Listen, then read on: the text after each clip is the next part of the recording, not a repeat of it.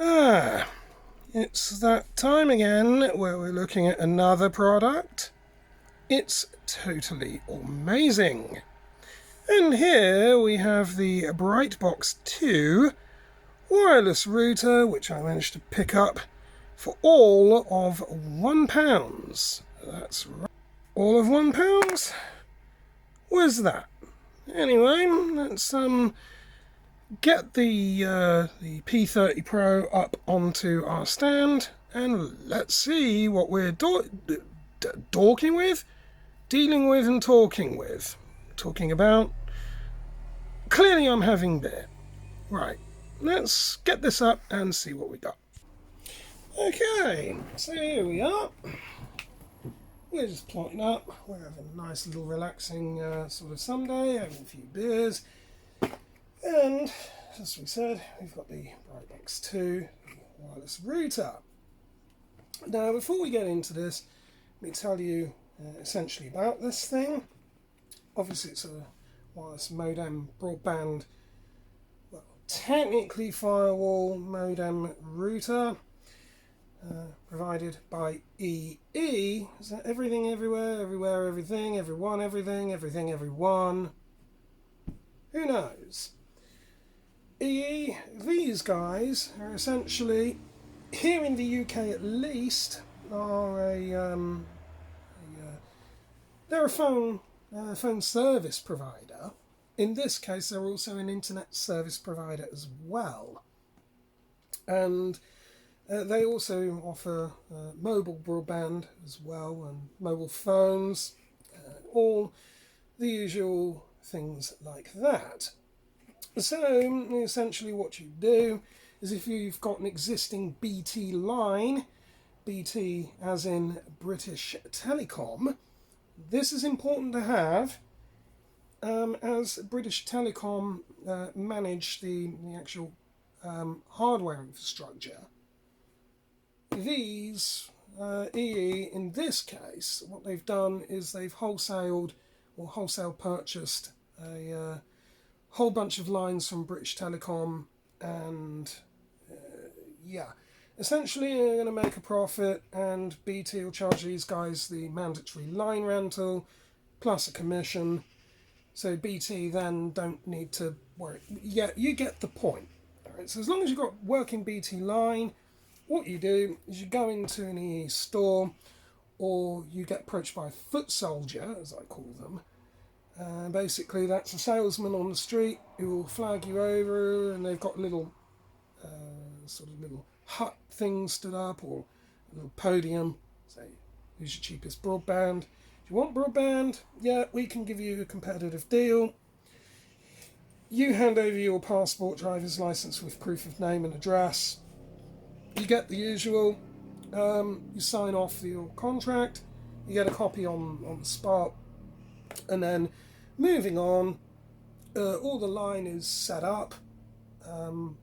Everything is handed over from BT in terms of that, and then you're given a contract start date, and then essentially this arrives.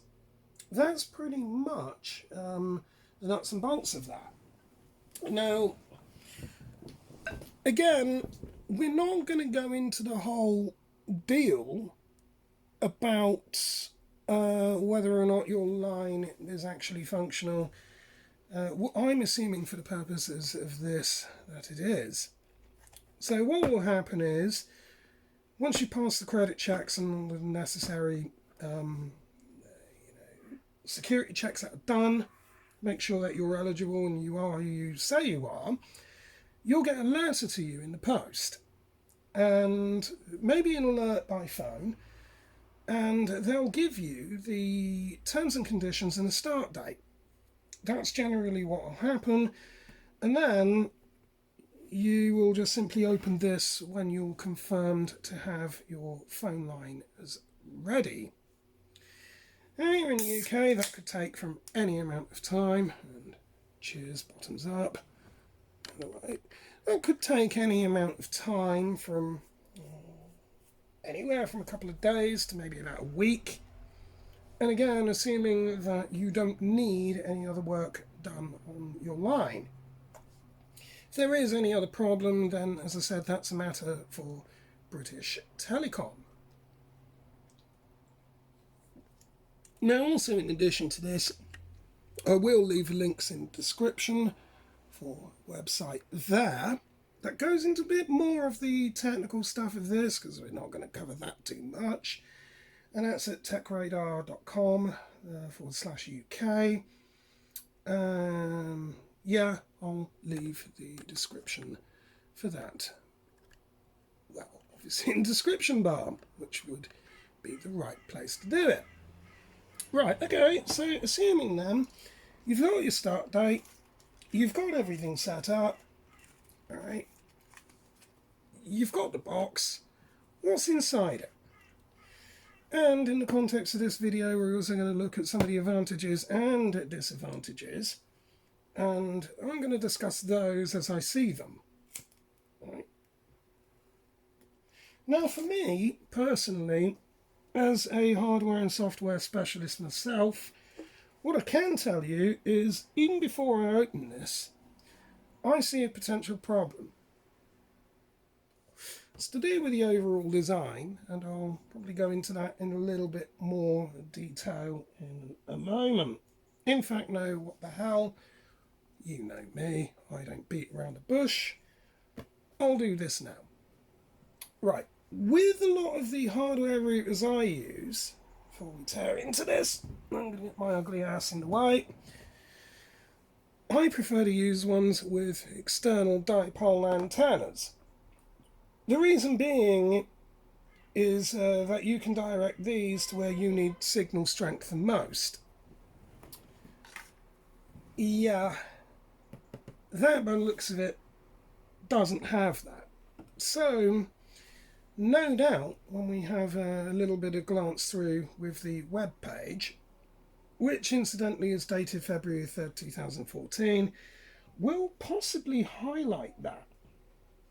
But anyway, yada yada yada. It's the back of the box, so it's all plug and play compliant. Says it's the fastest wireless technology. Back in 2014, maybe? Nowadays, not. Alright, so you got your intelligent wireless, so, well, we see another problem. Essentially, let's just focus on that just rather quickly. Right there. Says, did you know that computers, TVs, and all the other gizmos in your home give off signals that can affect your wireless connection? Brightbox is set up to avoid this interference, making your wireless connection ultra reliable. Well, actually, that's not strictly true. There's something called FCC compliancy, which means, and there's two particular parts to that we're going to pertain to, is one, when it comes down to interference with these particular devices, number one, they can't actually give off interference, and two, any interference that comes their way, they should be able to still work the same without that generally affecting them. I don't know what's going on outside, by the way, but not about that. Some oddities. But yeah, I suppose if you were to put this thing next to a microwave oven, well, that probably wouldn't be very advisable. It's not unheard of, but it wouldn't be very advisable for signals. But then again, I mean, the environment that I'm in, well, you really need to is to realise, yeah, I would probably have an issue with that. But let's move on. So, simultaneous dual band. That's interesting. So, delivering total flexibility and faster Wi-Fi performance over two independent wireless networks. That's good. Ideal for streaming video and gaming on one Wi-Fi band while surfing the web and listening to music on the other. That could also have security benefits, and we'll gloss over that in a moment. Right, so yada yada yada, we're about 10 minutes in.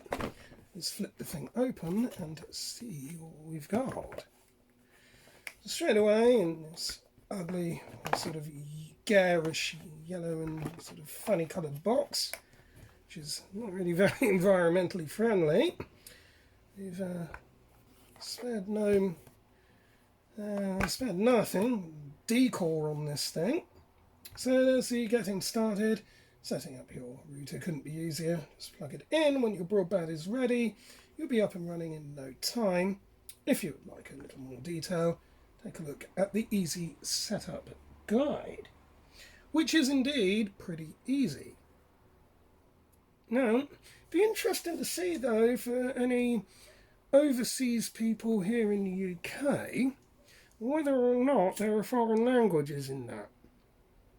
That will be interesting. Then there's this whole keep me card. Try to keep hold of this little card inside this box. It's got lots of useful stuff on it. Yeah, you mean like the Wi-Fi, well, this device's default username and password, yada yada yada. Well, I've already opened this and the card is not there.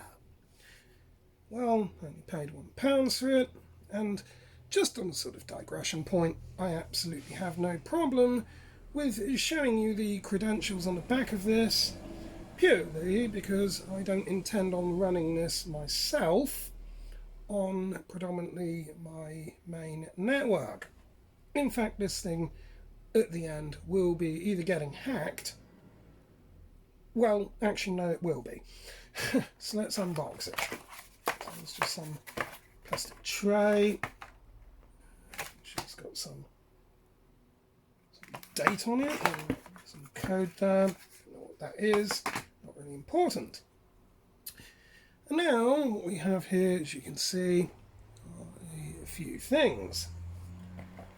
We're not going to be plugging this in today. We're just going to have a quick look. There's some power brick here. And interestingly enough, this. Okay, so you need to slot that in there.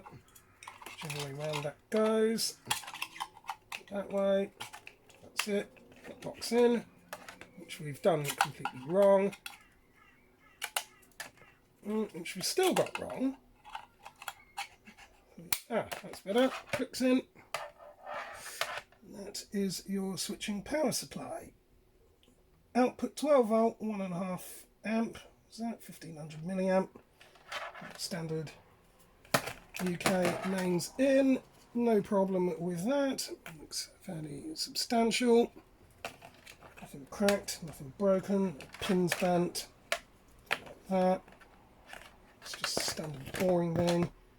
A typical supply connector on the end. That's fairly standard.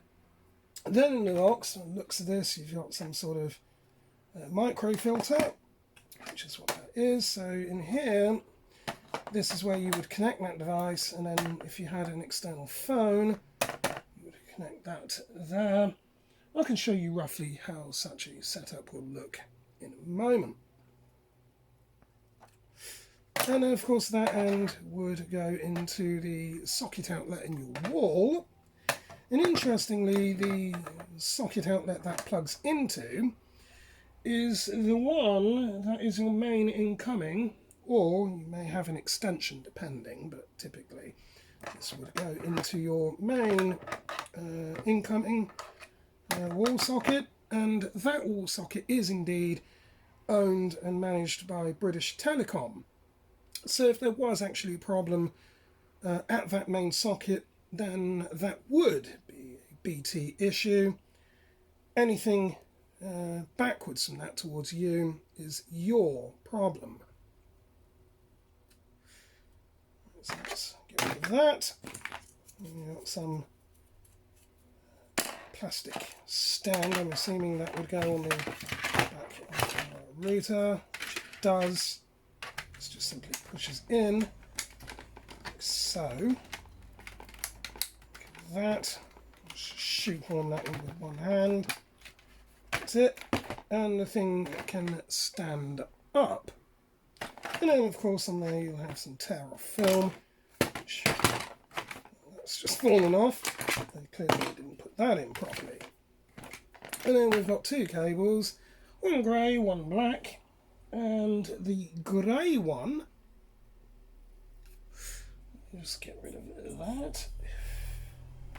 This grey one, well, that's fairly simple. You can see the rear of that. And again, yes, you can see the serial number, username, and password on the back of that. I don't really care. Grey one simply goes into the back of that, which is for your DSL. And that then goes into said microfilter like that. And then that goes into your phone line, into the main box on the wall. Just on a side note though, before we go further into this, if you wanted to attach a phone, well, that's no problem. Oh, need to kick the tripod over again, because we've got just a standard corded phone. Well, that would be no problem. You would just simply shoehorn that in there, and then obviously you have your phone, and of course your device connected, assuming you would have power there as well. Got a black cable here, and this can be used as a hardware interface with our LAN ports on the back, which are usually 10 over 100, and you can just simply chuck that in there, like so, and then the other end into your PC or laptop, or even into another network device if you so wished. Also on this here, you've got 1 gigabit Ethernet. So if you wanted a gigabit connection, you could do that. So if you wanted to actually connect this to a server or something like that, to a dedicated gaming rig, potentially could. And then also, if you're a WAN user, such as wide access network, you could plug that in there, and then have that into another dedicated machine. So if you had a VPN set up, you could do that. So if you were doing web hosting or something like that, you potentially could, whatever the case may be. And of course here you'll have some reset button, which is rather annoying because you need something stupid to poke in there, a biro point or shoehorn down in there. So if the router crashed or stopped responding, you just simply poke something and reset it. And of course you've got the standard push to make connection, push down for on, release that for off, and of course charging, well, it's not charging actually, it's the mains invert, would be that. So of course obviously if you get a power cut, this thing won't work. And that's pretty much all there is in the box other than the user guide. Just chuck that out and get rid of the carton for now. And there's our quick start user guide. So it's all there. And well, isn't that interesting? Because they automatically assume that you're going to be reading English. Although at this point it's that basic, where I'd have thought you would just follow the pictures. And there, of course, up here, you've got the status lights on there, which tells you the obvious status of this thing. Notice the keep me card, well, that's not here, somebody's probably also got that. And of course you've got the various support there. So as long as it's support details on there. So if you need to reach out, so you can call them or do whatever. So EE, T-Mobile or Orange. Well, T-Mobile were, as well, just on a sort of side note, they were a cell phone provider, as were Orange. I think there was someone else as well. They all joined together and became EE. They merged. Make of that what you will, but okay. So that's pretty much the setup instructions there, as what we sort of covered. So it just tells you everything essentially that we've discussed. That's the main box on the wall. See, that box there is owned and managed by British Telecom. So any problems at that box or back to the exchange or the junction box at the road, wiring up to that is the responsibility of BT. Don't go calling EE about this, because all they'll just simply say you need to contact OpenReach or British Telecom about that. Right, and then on the back here, got this WPS button. We'll discuss that in a moment anyway. And of course you've got your various username and password there, default settings. And that is kind of pretty much that for the unboxing of it. So, thanks for watching. Although not quite, because I did promise you a little bit more content. I'm not going to put this back in any major sort of way, because I'm going to be playing around with this more. I clearly haven't put that back right, so that way, but we're a bit worried. Just leave that open, and we can turn our attention to the screen there.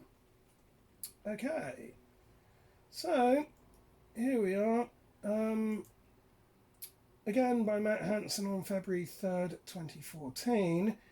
There was a thorough review done on this, and they gave a verdict. We'll gloss over it.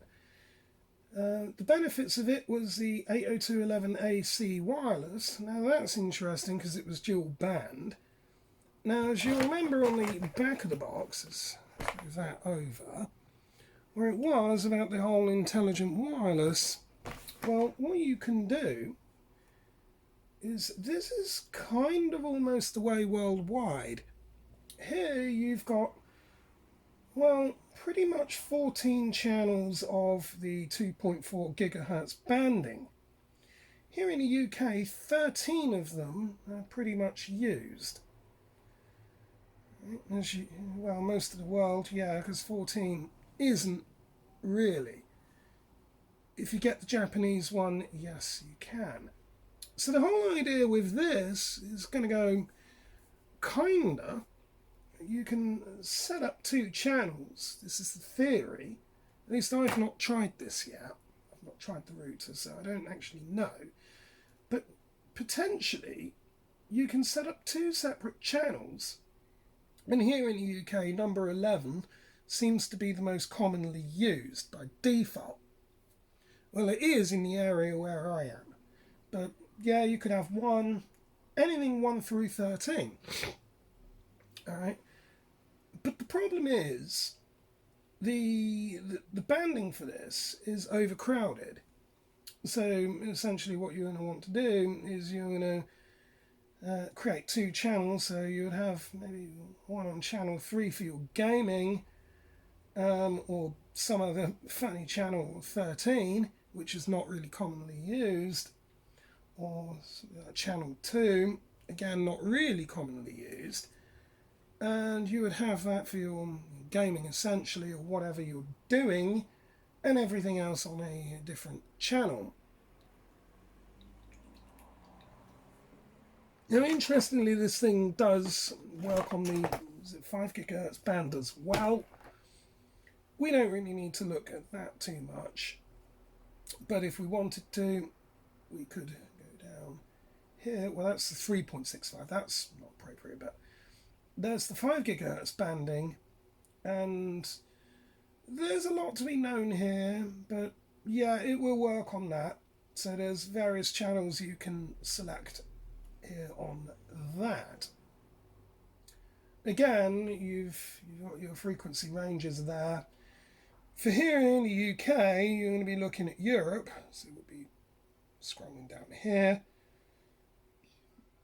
and obviously 5.97, 5.910, all these you can't use. You're power limited there. This one, you've got all of your protocol there, so there's all your indoors stuff there.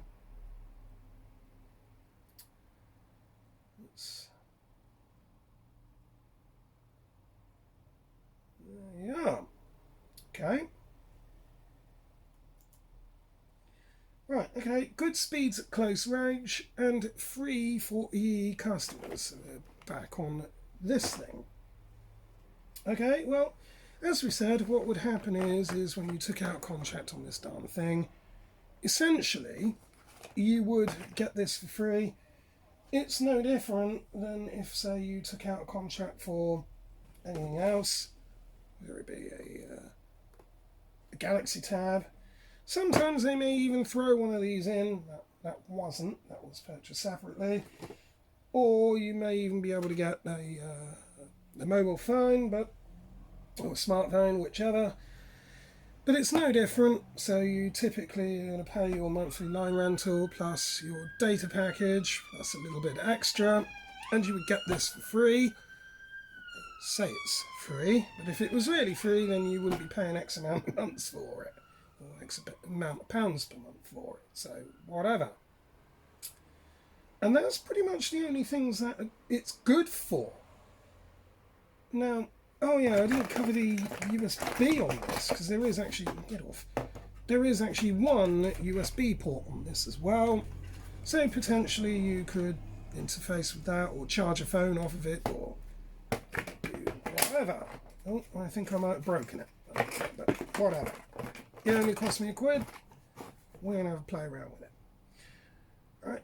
Only 1 gigabit Ethernet port, but we did touch upon that. The USB 2 port, which is, there's only one of them. Most of these things nowadays are going to have much more than that. And I think I already mentioned about the long range signal isn't great. And the device itself is expensive if you're not an EE customer. Well, the way that would work is you probably could actually purchase this thing outright, I suppose, in the same way that instead of taking out a contract on, say, a smartphone, you could buy just the handset and get it unlocked, and yeah, you would pay the full whack for it. I'm assuming that's how that's going to be. I'm assuming that it's not going to be done on a non-customer basis when you try to use this, but I've never been in that situation, so I can't really say. Well, they go on to say that we often recommend that you replace the free modem. Oh yeah, well, I guess if it's going to make cow noises at you. And they're recommending the Netgear R6300 or the Buffalo Air Station 1750. Okay. That's pretty much that. There's some pictures of it. As you can see, they're not really too fussed about the username and password on that. Well, that doesn't really matter. Your IP address is not given on there. It's done separately, but whatever. So, okay, that's that. But this thing also does have something called WPS on it, and I was looking at that. So, because it is, have I actually broken that? No, I don't think so. At the top there. You can see that. Can you see that? There it is. It's a clicky button. Bouncy, bouncy. That's the WPS button, which is obviously for Wi-Fi protected SATA. I'm going to discuss this probably in another video, but there used to be a huge vulnerability with that. And I think that got shut down with this bright box 2. Because where I've just called up that page, as you can see, does Brightbox 2 have a WPS button? Well, yeah, we know it does. I didn't even need to ask that. I just wanted to find out one particular thing. It says, for EE users, you do need to be aware that the Brightbox 2 router comes with the WPS button disabled by default. So you'll have to set that up before you begin. if, like me, you want the fast and easy setup option. Well, the reason why they've disabled that as standard comes down to hacking tools and a nasty little vulnerability with WPS, which I'll discuss in another video about hacking these darn things. But it looks like they've disabled that possibility right from the get-go. And bottoms up. Now, just because that's disabled doesn't mean to say that the service is running or not running in the background. I don't know whether or not firmware updates have indeed addressed that.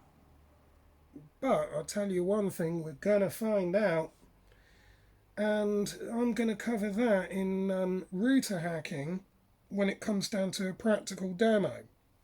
I'm going to discuss that whole WPS thing though in a relevant video when it comes into hacking concepts. So we'll have a look at the concepts and then we'll go off and plug the thing in and do something with that. But it appears that they've gone ahead and shut that idea down. Interesting. We'll have to see though. But in any event, it's probably not kind of really relevant nowadays. I mean, yeah, WPS hacking is indeed still possible. There's a lot of stuff out there in the wild where you can do that. But this is a stupid thing though. You've got somebody there that said, if like me you want the fast and easy setup, so they've gone ahead and enabled it, which means they've enabled a potential security exploit. Potential. Don't know whether the firmware though, the firmware on it has solved that problem. Oh, shit, nearly kicked the tripod over again. But there's something we'll have to look at. And again, just before we get off out of here, yeah, that lack of antenna, we'll try and address that as well as a potential hack around on how to improve your range on that.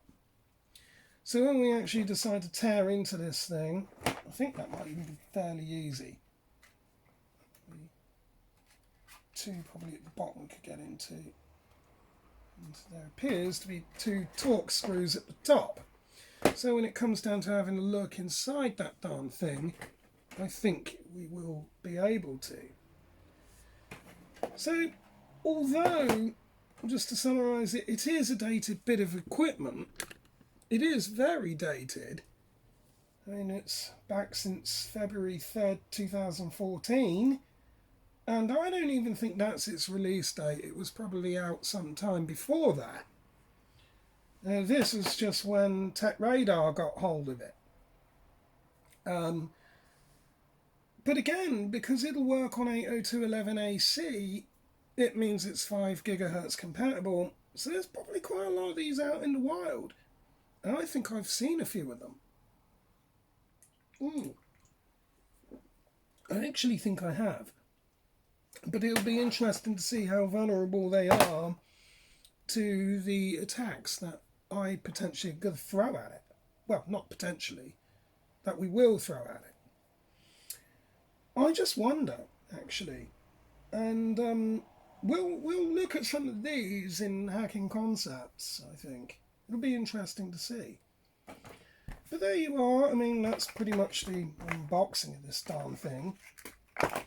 A video that's definitely a little late, so I'm way behind the times because, as I said, this is from 2014 that this would have been out there. Now, just on a closing point, if you did want to get rid of this, there was hair or something in that, but whatever. If you did want to get rid of this, you can take it back to an EE store and e-waste it off.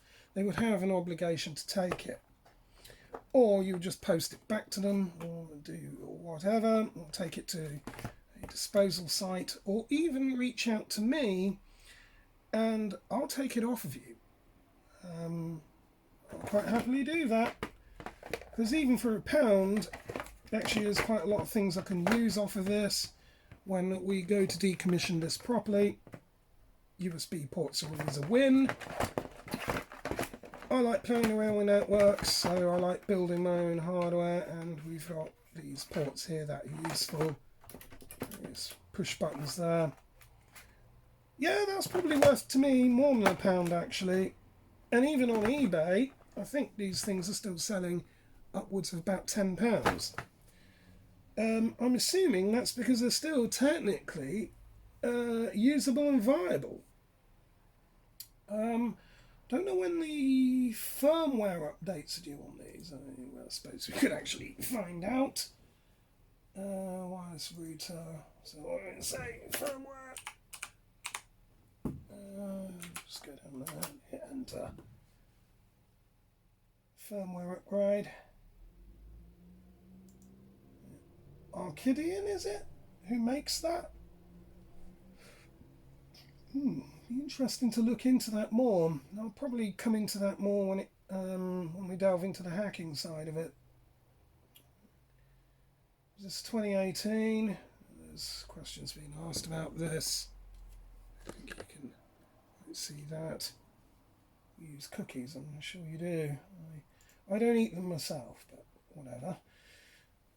So there we are, 2018, 6th of 7th.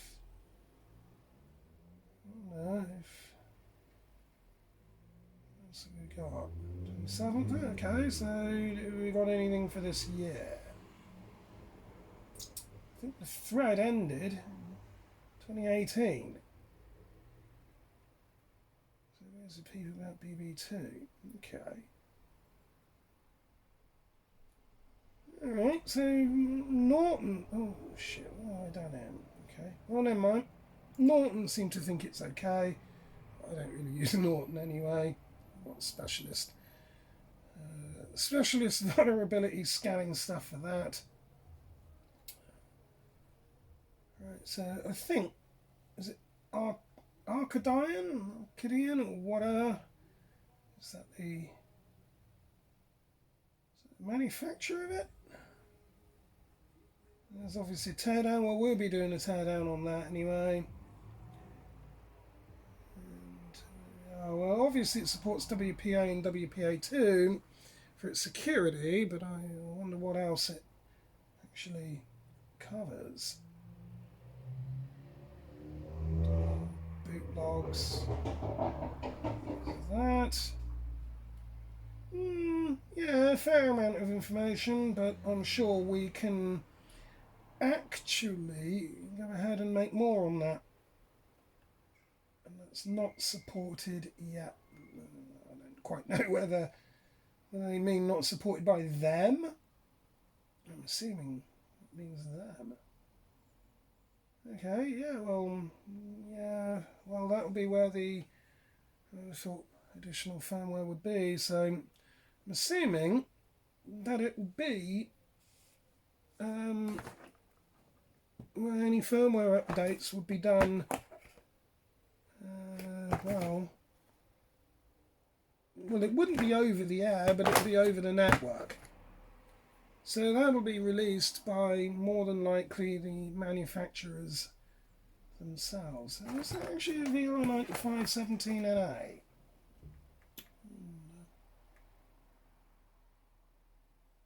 Well, it is Arcadian because it is written there.